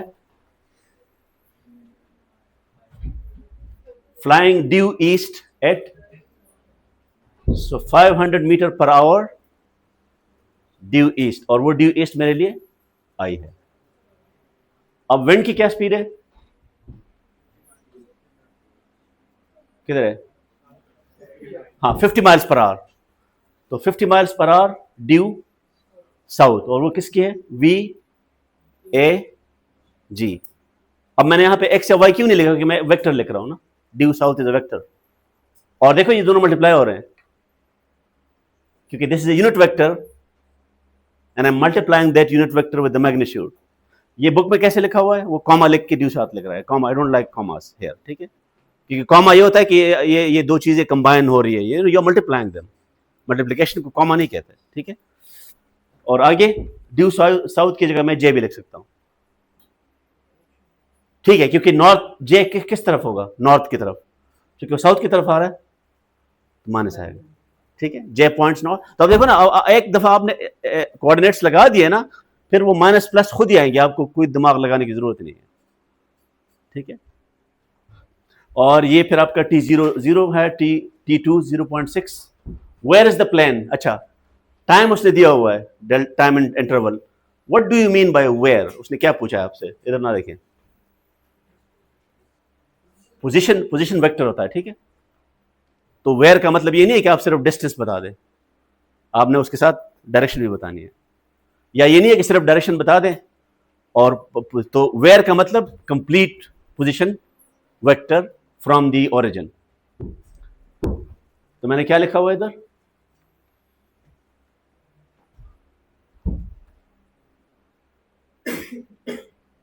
ये है R1. अब मैंने R1 क्यों लिखा हुआ है इधर? Why is R1 with a vector the correct mathematical symbol for this where? ये पोजीशन है, और पोजीशन किस जगह पे है? 1 पे. 1 मैंने किसको कहा है? जहां पे लैंडिंग हो रही है, ठीक है? और ये 1 फ्रेम नहीं है. अगर ये फ्रेम होता तो मैं 1 0 लिखता. ये चूंकि लेबल है पॉइंट का, तो I am just writing R1 क्योंकि ओरिजिन से स्टार्ट हुआ है और पॉइंट 1 पे जा रहा है. सो लेबल्स पॉइंट 0, पॉइंट 1, पॉइंट 2 वो टाइम वाइज है, और जो फ्रेम है A, B या P वो अलग है. अच्छा, दूसरा इसने क्या मांगा है? What is the plane's ground speed. ये क्या पूछ रहा है मुझसे? ये प्लेन की speed with respect to the ground, लेकिन यहां पे हॉरिजॉन्टल नहीं है. कहां लिखा हुआ है हॉरिजॉन्टल? नहीं, ग्राउंड स्पीड का मतलब स्पीड का कोई कंपोनेंट नहीं होता. स्पीड हमेशा मैग्नीट्यूड होता है, ठीक है? वो वेलोसिटी का कंपोनेंट होता है. तो इट इज ऑलवेज स्पीड तो यहां पे क्वेश्चन कंपोनेंट का नहीं है, क्वेश्चन फ्रेम का है। ये स्पीड है ये with respect to the air, और उसने आपसे क्या मांगी है? So p relative to g उसने मांगा है आपसे, समझ आ गई? और जो आपको दिया है वो क्या है? पी रिलेटिव टू ए उसने दिया हुआ है, ये समझ आ गई? और ग्राउंड का मतलब हॉरिजॉन्टल नहीं होता, हॉरिजॉन्टल और वर्टिकल आपके कोऑर्डिनेट सिस्टम से आते हैं। आप वो जैसे ही कर ले, देखो ना वो जो आपका फ्रॉग था उसमें एक्स को मैंने टेढ़ा शो किया हुआ था ना, तो वो आपका हॉरिजॉन्टल हो गया। Horizontal vertical is relative to the coordinate system, ठीक है? वैसे भी ना हॉरिजॉन्टल और वर्टिकल से बेहतर यह है कि आप एब्सेसा और ऑर्डिनेट यूज करें। ये आपको याद है एब्सेसा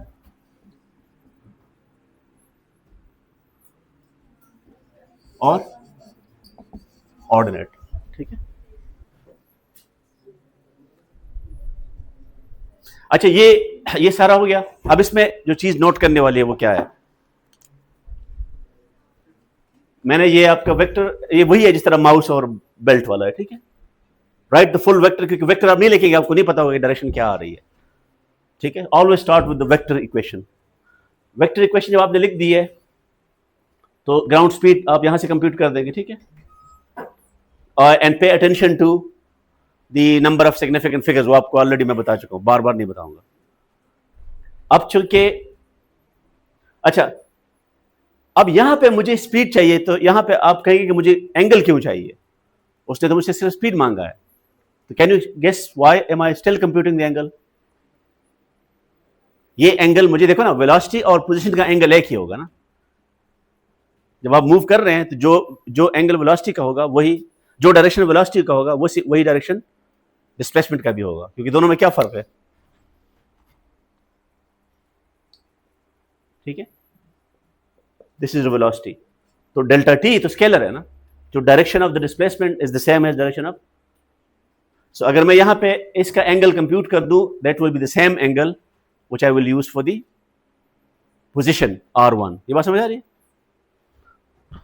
तो मैं यहां से वो भी कंप्यूट कर रहा हूं। यहां मैंने ज्यादा डेसिमल प्लेसेस ज्यादा सिग्निफिकेंट फिगर्स यूज किए, क्यों बताएं?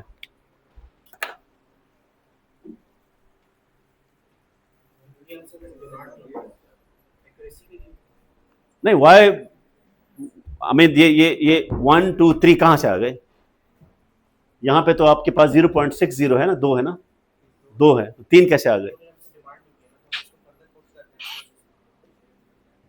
नहीं नहीं, एंगल तो उसने वेयर पूछा है आपसे ना, जब आपसे उसने वेयर पूछा है तो this will B part of your final answer.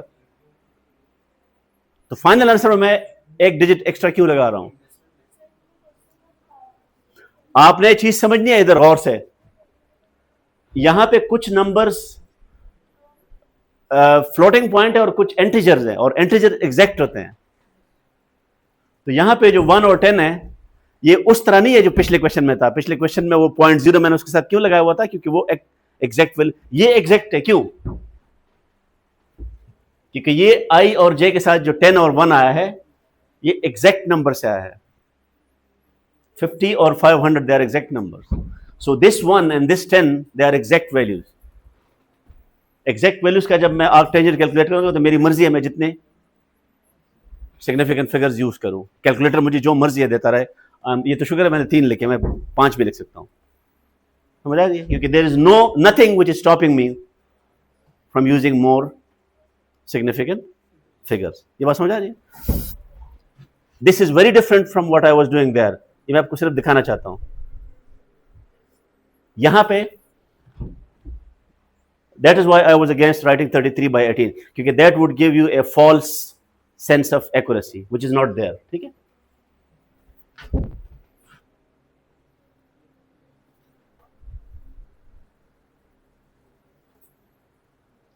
अच्छा, तो अब डायरेक्शन ऑफ फ्लाइट क्या है?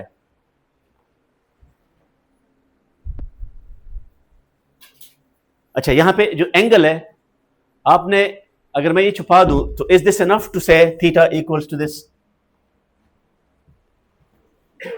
आई can not use a symbol theta without telling you what it means, क्योंकि theta could be above x, it could be below x, it could be to the right of y, it could be to the left of y. I have to say that. Heading south of east by an acute angle. Why am I saying south of east? क्योंकि Cleveland east की तरफ है, wind south की तरफ है, तो ये south और ईस्ट की तरफ ही होगा. तो I have identified the correct quadrant, and that is why I do not need to bother about the plus and the minus, क्योंकि I am using the plus values. क्योंकि अगर ये मैं ना लिखता तो फिर मुझे वहां पे देखना पड़ता ये प्लस है, माइनस है, ये माइनस है, प्लस है. ठीक है, तो ये पहले से आपने करना है. So what do I mean by the symbol theta? Theta is not just any angle, it is the angle measured south of east. तो east मेरा x एक्सिस है और नॉर्थ y है, तो ये कौन सा क्वाड्रेंट है, क्विकली बताएं. ये x है, ये y है, तो x मेरा क्या है, ईस्ट, और y क्या है, तो ये एंगल कौन सा हो गया, ये वाला है, क्योंकि मैंने उधर थीटा किया हुआ है, सो दैट इज पॉजिटिव. अब आप ये नहीं कह सकते हो वो फोर्थ में है तो वो पॉजिटिव क्यों, नेगेटिव क्यों नहीं है, क्योंकि मैं उसी को थीटा कह रहा हूं ना. ठीक है, नेगेटिव तब होता अगर मैं अबव एक्सिस डिफाइन करता तो वो नीचे आता. ठीक है, so this is a label I have chosen so that I don't need to write any negative sign. और ये उसकी लोकेशन है x1 x2, तो ये तो आप खुद कंप्यूट कर दो. ठीक, और फाइनल आंसर क्या है, the plane is 30 miles due south of Cleveland. अच्छा, यहां पे एक चीज मैंने गलत लिखी है, बताया वो इस लाइन में एक चीज मैंने गलत लिखी है.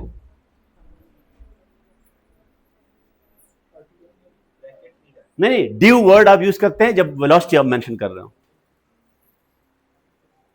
ठीक है, ये वेलोसिटी नहीं है, ये क्या है, पोजीशन है. तो यहां पे आप क्या करेंगे, the plane is 30 miles south of, you don't need to write that due here, that due is for the motion.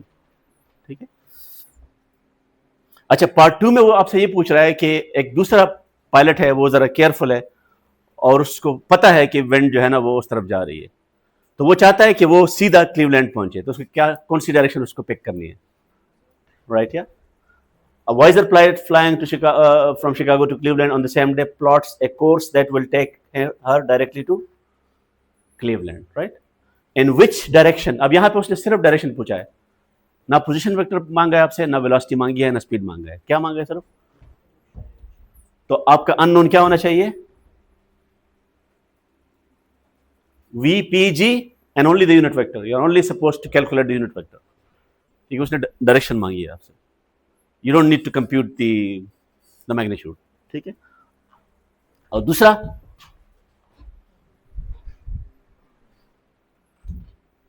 How long does it take to reach Cleveland, T1, क्योंकि मैंने 1 एक्चुअल पॉइंट ऑफ लैंडिंग को कहा है. ठीक है ना. तो अब लेबल्स का ये फायदा है कि आपका जो नोन और अननोन है they will have precise meaning. ठीक है, ये क्लियर हो गया.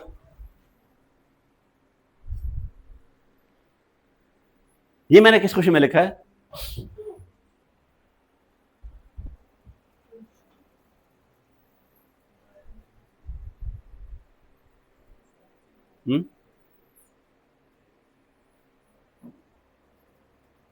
बताएं, ये कहां से इंफॉर्मेशन आई है, 300 ईस्ट, तो मुझे पता है कि वो, अच्छा, अब 1 में एक्चुअल लैंडिंग को कह रहा हूं, तो मैं 300, y is 300 mile equal to x1, क्योंकि उसका x कंपोनेंट है ना, तो विंड की वजह से अगर वो इधर उधर जाएगा तो x कंपोनेंट चेंज नहीं होगा. So I can still use this as my x1. ठीक है, I am not using r1 but x1. और बाकी आप ये पढ़ ले तो ये सारी चीजें आ जाएंगी. ठीक है.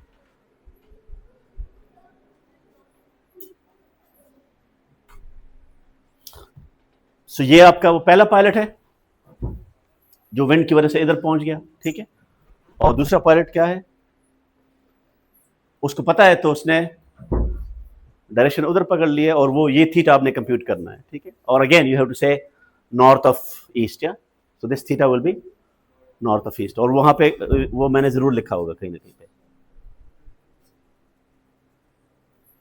So read this question carefully. The solution: let theta denote the nose heading angle north of east. जब तक मैं ये north of east ना बताऊं, इस थीटा की कोई मीनिंग नहीं है, ठीक है। और ये पॉजिटिव आ रही है क्योंकि it has to go north of east.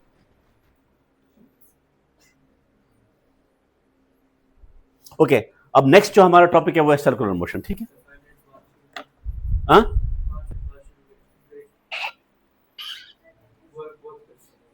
नहीं ये तो ये चीज, इनमें से मुझे बताओ कौन सी चीज आपने पहले नहीं पढ़ी, बताएं एक टॉपिक। नहीं, मुझे आपने एक टॉपिक का नाम बताना है जो पहली दफा जिंदगी में मैं बता रहा हूं आपको। हाँ, तो आप जाके उनको है ना पढ़ जाए, उनको पढ़ जाए ना।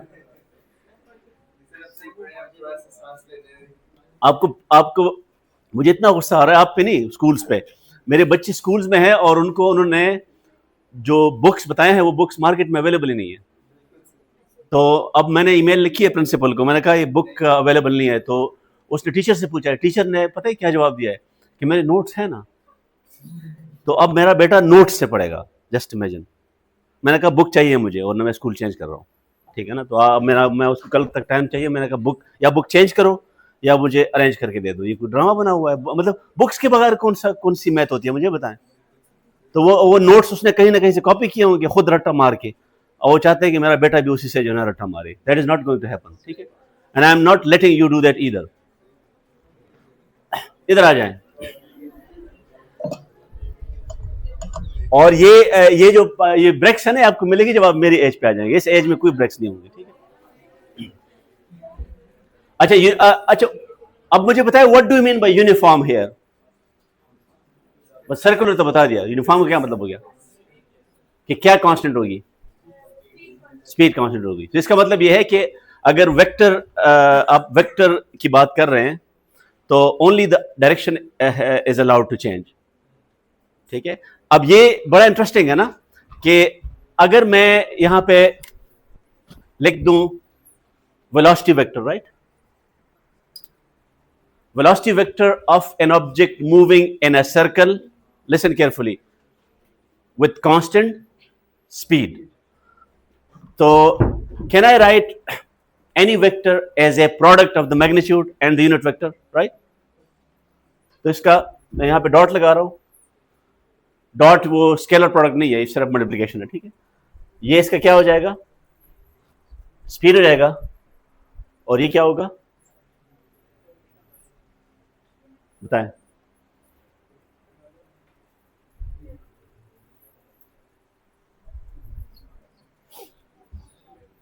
ठीक है, अब मुझे एक बात बता दें, इन तीनों में से कौन से सिंबल्स टाइम पे डिपेंड करेंगे। If I want to differentiate both sides with respect to t, which symbol will not depend on t? Which one? This is the only symbol which will not depend on t, क्योंकि वो constant है। Direction तो change हो रही है ना time के साथ। जब डायरेक्शन चेंज हो रही है तो ये भी चेंज होगा और ये भी चेंज होगा। तो अब बताएं क्या होगा।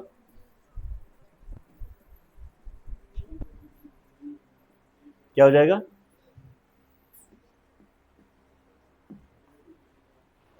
ठीक है। I am not going to pursue that, क्योंकि इसके लिए आपको कैलकुलस चाहिए। मैं आपको सिर्फ ये अलर्ट कर रहा हूं क्योंकि this is how you need to think, ठीक है।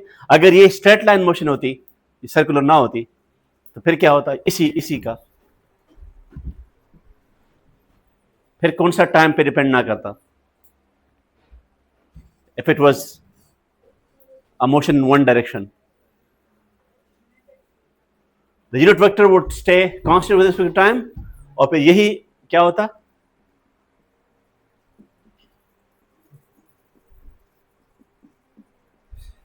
ठीक है। वहां डेरिवेटिव इस पे अप्लाई हो रहा है, यहां पे इस पे अप्लाई हो रहा है। In general you will have a product rule, या v times the derivative of the unit vector plus unit vector times the derivative of the speed। तो यूनिफॉर्म मोशन में हमें सिर्फ डायरेक्शन चेंज करना, ठीक है। अच्छा, अब ये मैथमेटिकली तो ये शुष्का है, लेकिन इसको आसान हमने कैसे बनाना है, क्योंकि we know the motion is in 2 dimension. So can you give me a way to avoid dealing with vectors? There is just one scalar. Remember, scalar doesn't mean magnitude, right? Scalar can be positive, it can be. There is one scalar which can help me here, and I will not be needing any vectors. तो circular motion में कौन सा variable है जो कि scalar है लेकिन वो फिर भी मुझे बता रहा है पूरी स्टोरी? नो, स्केलर बताना है. Theta. Theta is a scalar and it is telling me everything. I don't need a vector. So I can replace this unit vector by something which involves theta. But that theta will be different from the theta I have been using so far. मैं जब theta use कर रहा था अपने इन examples में, तो मैं कोशिश कर रहा था कि वो हमेशा acute आ जाए, ठीक है. अब ये theta वहां उस तरह आप नहीं रख सकते, क्योंकि फिर full circle को कैसे आप represent करेंगे? You want a theta which can be positive, which can be negative, and which can even wrap around again. I want the theta to go above 2 pi. क्योंकि देखो ना, let's say मैं इसको theta कहता हूं, ठीक है. So I want this theta to be above x-axis, so that clockwise, anti-clockwise is positive and clockwise is negative. So this theta will tell me whether the motion is anti-clockwise or, and I allow this to be positive and negative. इस angle को कहते हैं angle in, ये calculus में आप पढ़ेंगे. अभी वहां पहुंच गए आप ट्रिग्नोमेट्री में, तो वहां पे जब आप पहुंचेंगे so you will find out that the theta you use in calculus is actually the theta, the angle in standard position. So it is different from the angle which I have been using so far. अच्छा, तो एक तो इसकी quality क्या होनी चाहिए कि you need it to be positive as well as. दूसरी प्रॉपर्टी इसकी ये होनी चाहिए कि when it reaches here it should be able to cross over. So you cannot limit this between 0 and 2 pi. You allow theta to have all the real values, 0 all the way to infinity, all the way to negative. This is the only theta which will help you replace that unit vector. और इस theta का एक नाम है physics में angular position. Simple.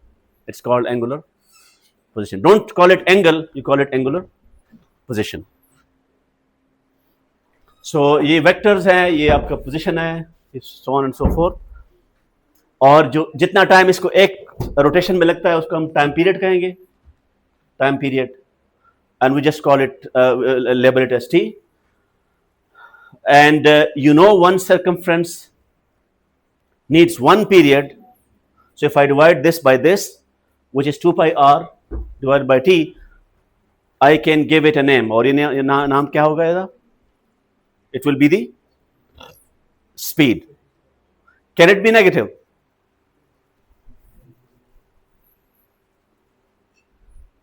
मैं इसको speed इसलिए कह रहा हूं कि 2 pi r भी पॉजिटिव है और टाइम पीरियड भी पॉजिटिव है, ठीक. Let's quickly work this out. To get comfortable with units. ये जहन में रहे कि जो आपका angular position है, let me just write something there very clearly. जो angular position है, जिसका हम क्या कह रहे हैं, थीटा. इस थीटा की जब हम वैल्यू लिखते हैं, ठीक है, लेट्स से कोई भी वैल्यू आप मुझे बता दें, कोई वैल्यू आम जहन में आ रही है. 27 मैं लिखता रहा हूं यहां पे. तो व्हाट विल दिस मीन? ये डिग्रीज नहीं होगी, रेडियन होगी, ठीक है. ये पहले दिमाग से निकाल दे. Degrees is not a standard unit. Standard unit है वो रेडियन है, ठीक है. जब मैं ये लिखूंगा तो इसका मतलब क्या होगा? 27 radiance, which means that you need an equation to relate degrees with radians. But there is another unit for rotation. वो आपको ऑलरेडी पता है वो क्या है? Revolution, right? So we need one equation which relates revolution, ReV, radians and degrees. Can you tell me that equation now?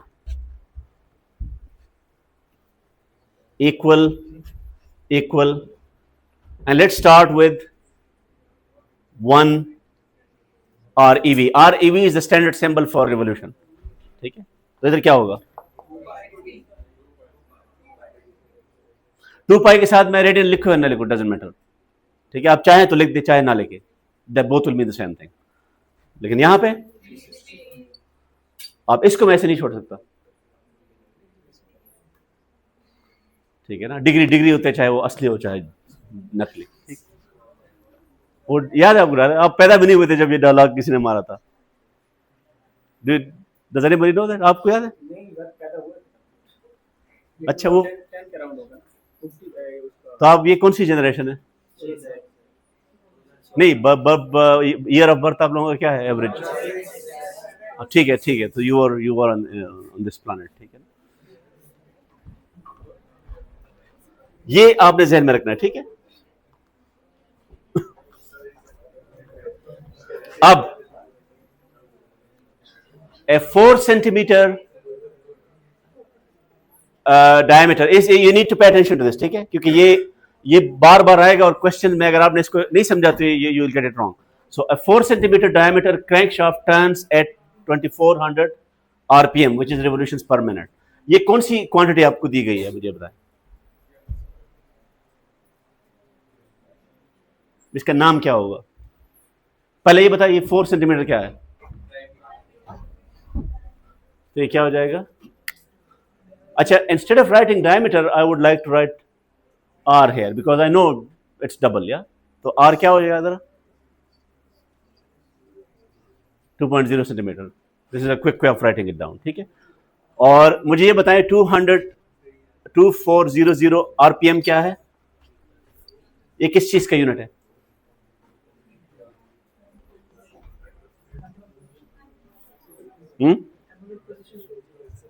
लेकिन अभी तक मैंने आपको सिंबल नहीं दिया ना. मैंने आपको सिंबल किस चीज का दिया है? एक सिंबल मैंने दिया है आपको, वो क्या है? मैंने अभी तक इस लेक्चर में रोटेशन के लिए एक सिंबल इंट्रोड्यूस किया है, वो है थीटा. तो अब बताएं, write something to the left which uses theta.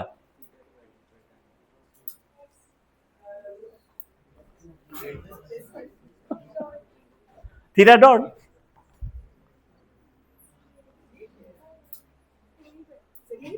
हाँ, ये क्यों नहीं पढ़ा आपने? ये तो पढ़ा है ना. अब ठीक है, थीटा डॉट जो है ना वो तबीयत पे जो है ना वो ग्रां गुजर रही है. ठीक है ना, क्योंकि आपने पढ़ा नहीं है. So do you now, even if you don't have symbols you can use existing symbols, क्योंकि यहाँ पे इसको अभी तक हमने कोई सिंबल इंट्रोड्यूस नहीं किया यहाँ पे. By the way, you will easily सी कि इसका एक ऑलरेडी सिंबल आगे आ रहा है और वो है omega. But there is one thing which is any, हाँ, एंगुलर, हम इसको एंगुलर पोजीशन कहते हैं. नहीं, बुक में लिखा है लेकिन आप समझ नहीं रहे. It's a very interesting question. ये कह रही है कि थीटा क्या है? एंगुलर डिस्प्लेसमेंट है. मैं कह रहा हूं कि थीटा एंगुलर पोजीशन है. अब ये नहीं है कि मैं टीचर हूं तो मैं ठीक हूं और आप गलत, स्टूडेंट आप गलत है. इसकी वही जस्टिफिकेशन है कि लिनियर मोशन में आप जब ये लिखते थे तो ये डिस्प्लेसमेंट होता था, ये पोजीशन होता था. और डिस्प्लेसमेंट किसको कहते थे? तो अब बताएं, एंगुलर पोजीशन क्या होगी और एंगुलर डिस्प्लेसमेंट क्या होगी? डिस्प्लेसमेंट. ठीक है ना, displacement has to be a change of position. तो द रूल्स डोंट चेंज. ये नहीं है कि वो पहले चैप्टर में एक रूल है और यहां पे रूल चेंज हो गया. लेकिन एक चीज यहां पे चेंज हुई और वो it is very difficult to notice. It took me 1 year to notice this thing.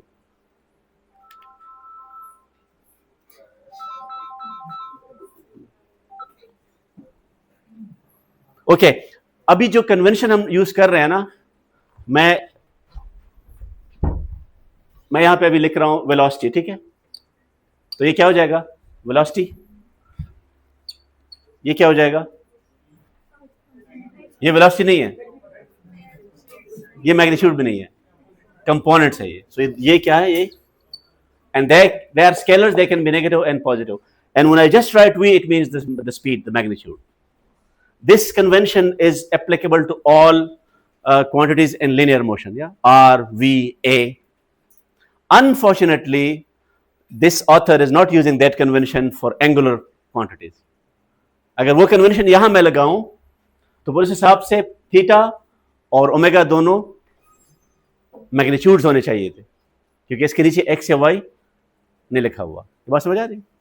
But he is not using that. So when you see theta and omega, even though there is no x or y or z, they will be understood as components and not as magnitudes. तो अगर आपको theta या omega का magnitude चाहिए तो वो आपको वो एब्सोल्यूट खुद लगाना पड़ेगा.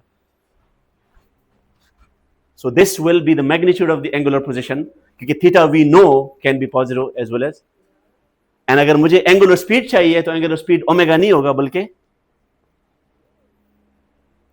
omega with a, क्योंकि theta and omega are scalars and scalars can be negative as well as positive. ये बात ध्यान में आ गई, ठीक है? तो अब उसने मुझे बेसिकली ओमेगा बताया. Omega is 200 revolution per minute. अब I am not going to solve it in this way, क्योंकि ये आप खुद देख ले, ठीक है?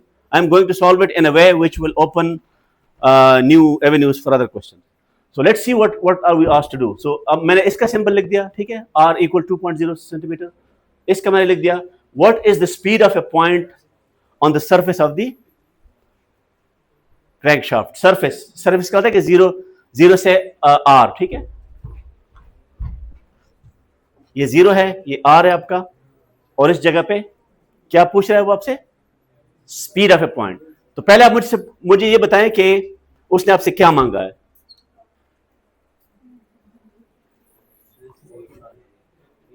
स्पीड मांगा उसने, एंगुलर स्पीड नहीं मांगा. और स्पीड का हमारे पास सिंबल क्या है? v. No V X, no V Y, just v, क्योंकि स्पीड इज द मैग्नीट्यूड. अब आप बताएं क्या करूं मैं?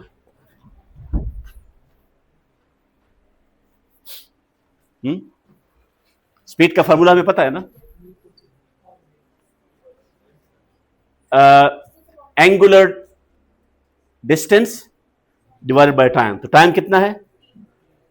Time period. और ये क्या है? इसमें क्या मुझे पता है और क्या मुझे नहीं पता?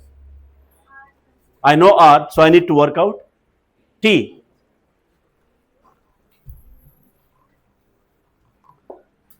आपको ये भी पता है कि टी किस चीज के इक्वल होता है? 1 over साइक्लिक फ्रीक्वेंसी, साइक्लिक, ठीक है? तो अब ये बताएं कि यहां पे मैं लिख सकता हूं 1 over t is f, right? अच्छा, और जो f है यहां पे इंटरेस्टिंग है. इस आरपीएम को I want you to see it in this way. Revolution per. And I need you to pay attention to one thing here. जब मैं रेवोल्यूशन लिखता हूं, रेवोल्यूशन, अच्छा ये मैं अगर रेवोल्यूशन ना लिखूं तो फिर इसका क्या मतलब होगा? लेट्स से मैं ये हटा दूं, फिर इसका क्या मतलब होगा? I want you to guess it.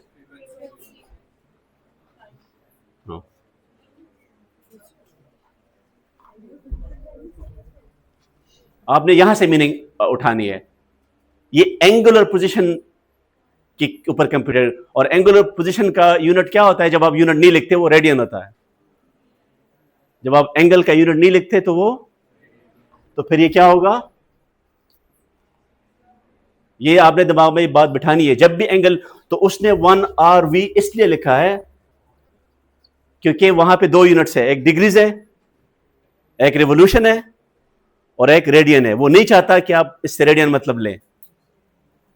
समझ आ गई? तो इसका मतलब यह है कि इस RV की जगह वो चाहता तो वही भी लिख सकता था, क्योंकि 1 RV इज इक्वल टू 2 पाई. ये मैं थोड़ी देर पहले मैंने क्या लिखा था इधर, बताएं? आप ऐसे बिहेव कर रहे हो जैसे मैं कोई नई कोई गलत बात बता रहा हूं. 1 ReV equals 2 pi, which is radian, and that equals तो मैं यहां पे 2 पाई लिख दूं या 360 डिग्रीज लिख दूं या 1 आर ई वी लिख दूं तो सेम। लेकिन अगर मैं, अब आपको समझ आए यूनिट लिखना क्यों जरूरी है। अगर मैं 1 आर ई वी की जगह 1 लिख दूं तो वो 1 आर वी नहीं कहलाएगा, वो 1 रेडियन कहलाएगा। And I have to make it explicit. अब बात समझ आ गई। तो अब मुझे बताए एफ की वैल्यू क्या है, इससे एफ की वैल्यू क्या निकलती है, क्योंकि एफ क्या है, साइकिल्स पर सेकंड। तो वहां पे ये 2 पाई या जो आपने लिखा है रेवोल्यूशन, वो वहां पे 1 हो जाएगा, 1 साइकिल हो जाएगा, वहां पे आपको लिखने की जरूरत नहीं है। तो यहां पे क्या हो जाएगा, ये 400 पर मिनट हो जाएगा वो, ठीक है, सेकंड्स पर मिनट। तो यहां पे आप इसको लिखेंगे 2 पाई टाइम्स, क्या हो जाएगा इधर, आर इज 2.0 और एफ की जगह क्या आएगा इधर, बताएं क्या लिखूंगा मैं।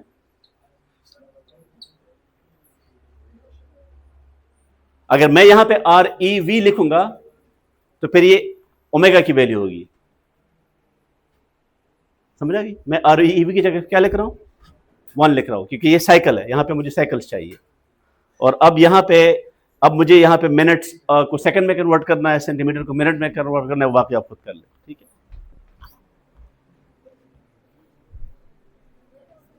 ये इसने यहां पे खुद बताया हुआ, ठीक है। 1 R E V equals 360 degrees equals 2 pi radian.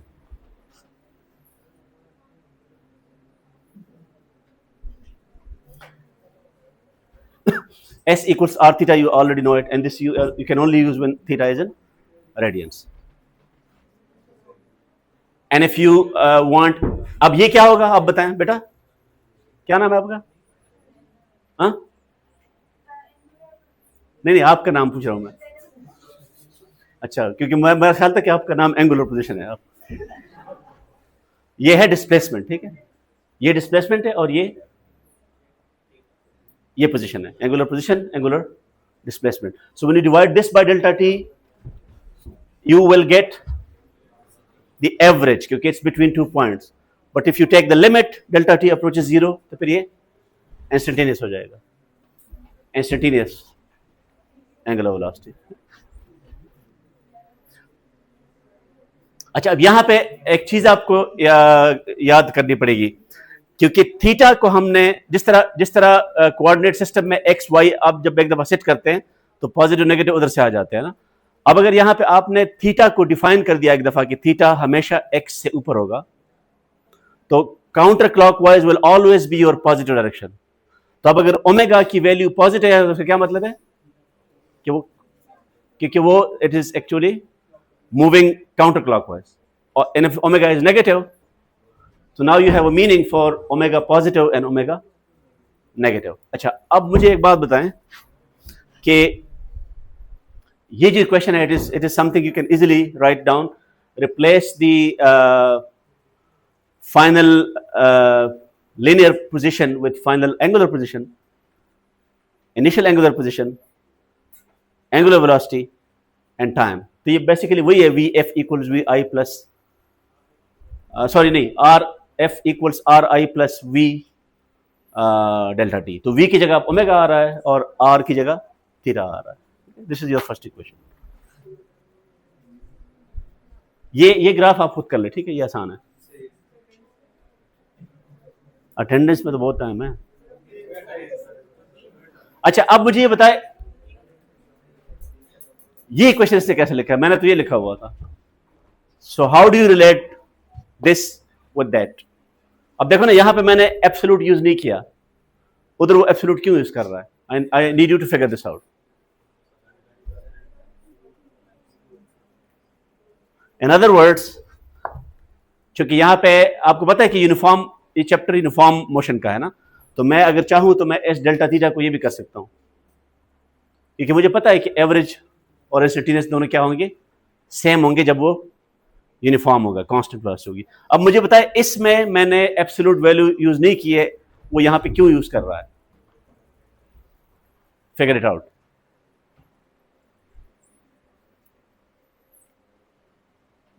इसका मतलब ये हुआ कि 2 पाई डेल्टा थीटा की वैल्यू है जब फुल सर्कल ले रहा है, और डेल्टा टी की वैल्यू क्या है, टी, तो फिर तो ये एब्सोल्यूट वैल्यू नहीं होनी चाहिए। तो यहां पे कैच क्या है, मसला आ रहा है समझ? ये डेफिनेशन है और ये उसका एक केस है। तो वाई इज, ये यहां पे अगर ये है तो इधर ये क्यों नहीं है, और अगर यहां नहीं है तो यहां पे क्यों है?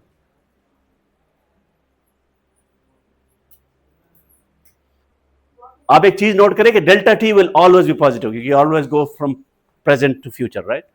But delta theta will be positive और negative depending on whether you go this way और, यहां पे जब आपने 2 पाई लिख दिया तो 2 pi is the magnitude, 2 pi doesn't say whether you are going this way और दिस वे। तो यहां पे मैग्नीट्यूड आपको लिखना मस्ट है, क्योंकि ये भी पॉजिटिव है और ये भी पॉजिटिव है। यहां पे डेल्टा टी तो पॉजिटिव है लेकिन डेल्टा थीटा पॉजिटिव नहीं है। तो हम बेसिकली यहां पे क्या कर रहे हैं, पहले हम ये कर रहे हैं, so that 2 pi is a value not of delta theta but of delta theta absolute value. ठीक है, ये ध्यान में रहे।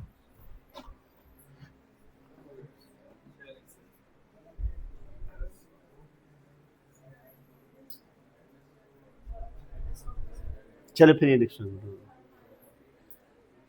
ये एक क्वेश्चन तो आप कर लेना, इतना तो करना है, एक क्वेश्चन सॉल्व कर दें and then we are done. A ball rolls around a circular track with an angular velocity of 4 pi radians per second.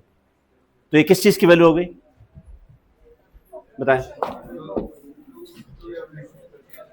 4 पाई किसकी वैल्यू है? नहीं, यहां पे सिंबल क्या होगा? Omega, right?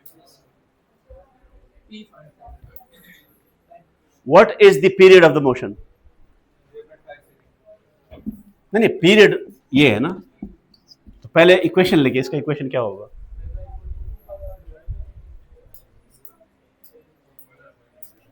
जब आप ओमेगा कंप्यूट करते हैं आप क्या करते हैं?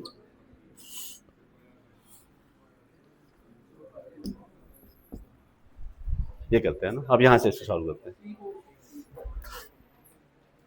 इसमें एक चीज ने गलत किया लेकिन आप उसको सेंस नहीं कर रहे हैं। इस क्वेश्चन में एक चीज गलत नहीं है लेकिन उसको क्लैरिफाई करनी चाहिए। ये क्या है?